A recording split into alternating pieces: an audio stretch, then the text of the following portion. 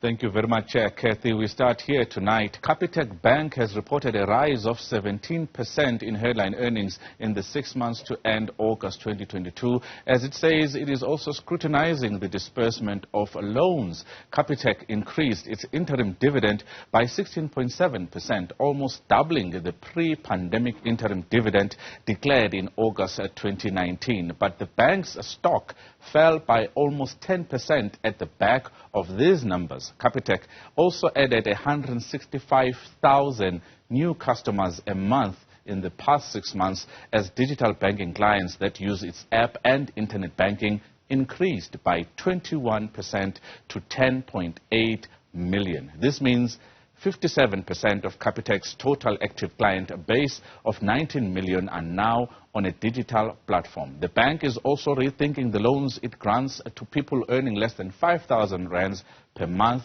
as many consumers are in a rough financial strain. I caught up with Gerrie Fourie, the CEO of Capitec Bank, and asked him about the growth of Capitec's digital offering. Yeah, I think if we look at the highlights, I think one of the biggest highlights is our digital clients. You referred to it. To move up to 10.8 million clients that's on digital, I think it's a very strong performance. 57% of our clients is now using our digital platform. We had very strong growth in our insurance side. I think on the funeral side, we've got now a market share of about 34%. So, 2 million people that has got our funeral policy. We cover about 9 million people in South Africa. So I think that is exceptionally. I think even on the credit side, we've done well. We had very strong growth in capital advance, and given the economy, we had to pull back. And I think then a highlight is Capitec Connect, where we got into the mobile space and the data space.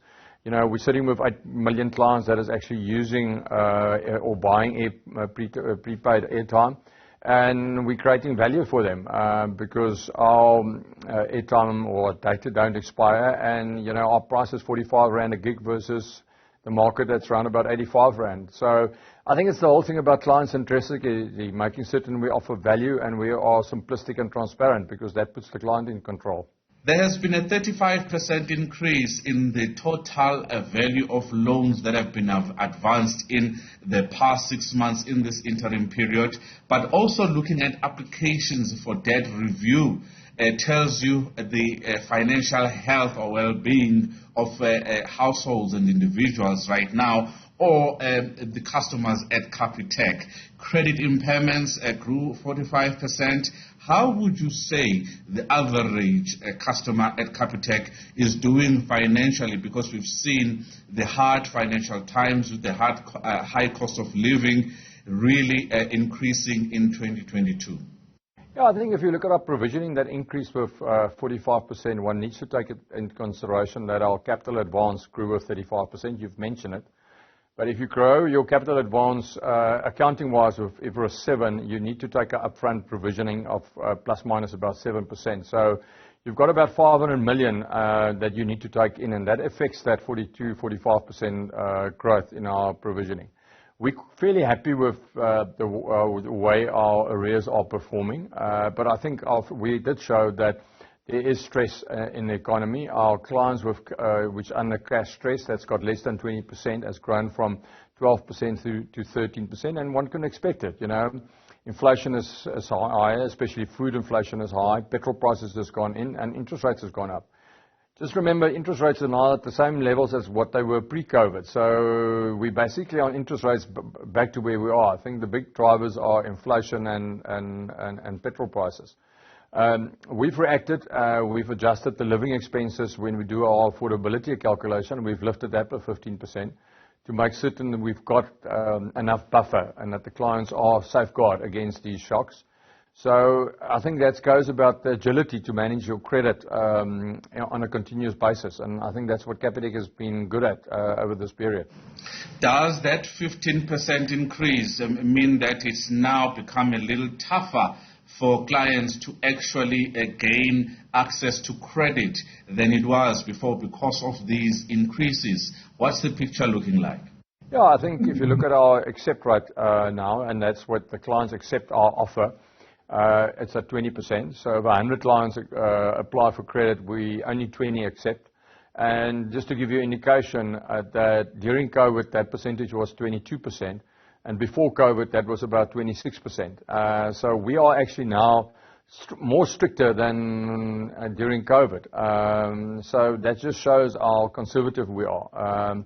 But, it's always, you need to manage credit in a very conservative manner and make certain that you do it in the best interest of our clients. When you look at your mortgages approval, up 100%, business loans, overdrafts, this is a good side when it comes to how the bank is actually doing. Your loan book is up by 18% as well.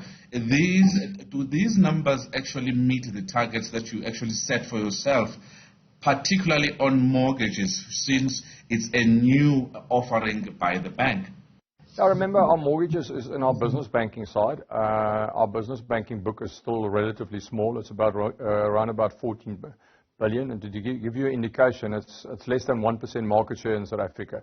So be very careful if you look at percentages, because it's coming from a very small base. And the mortgages we provide is predominantly to business owners. We still need to scale it to the retail space. So, you need to look at business banking from that perspective. If I look at business banking, we acquired Mercantile 3 years ago. We had COVID for a year, and now for the last 2 years, we've actually rebuilt it into a completely high relationship digital client offer. And we're confident that we will be able to launch in March next year. And I think it will be interesting to see the market acceptance when we launch. But we're positive on business banking. We believe there's a big opportunity in the SME market. And you can see we've had a profit growth of 60% on business banking.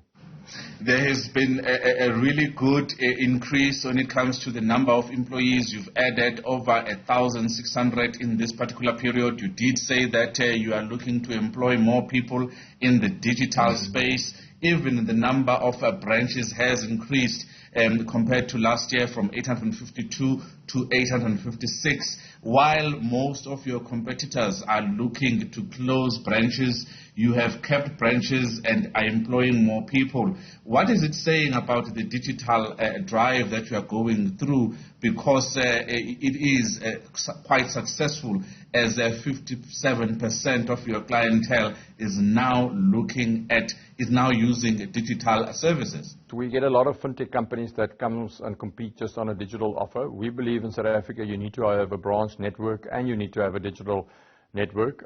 We spend on digital about 250 million in the last 6 months to make certain our systems are at the right standards and producing the right products. We've still got about 6 million clients that visiting our branches every month. So for us, a branch is a very important part, because it's that real connection between the consultant and the client, and making certain that the client really understands the product and understands Global One. So our branches are very flexible. If we see a branch doesn't work or the numbers takes off, we close branches. But on average, we'll close about 20 branches a year, and we open about 20. So we still see opportunities where to open up. So for us, it's just a strategy to make certain that you service your client. The balance between digital and branch network. What exactly are you concerned about in your economic outlook locally and globally? There's a lot of uncertainty in the market. We don't know exactly where the Fed is going to go with interest rates hike. You don't know exactly where inflation is going to go overseas. And unfortunately, we're not isolated. So whatever happens there, it will have an impact on South Africa. It's like I've asked somebody this morning, is the war in Ukraine going to stop in 1 month, 6 months, 12 months? Nobody can tell you, but that uncertainty keeps you and makes certain that you evaluate the economy on a continuous basis, and then make certain that your business is aligned with that. Your thoughts about the risks that are coming through that you can foresee for yourselves as Capitec Bank, should South Africa fall short of what is needed and be grey listed, which others don't believe we are going to get to that point? Yeah, I think the impact on Capitec Direct is not going to be big. We don't make use of wholesale funding from overseas. We don't actually make use of wholesale funding at all. It's very small. It's 2-3% of our funding base. We actually self-fund it.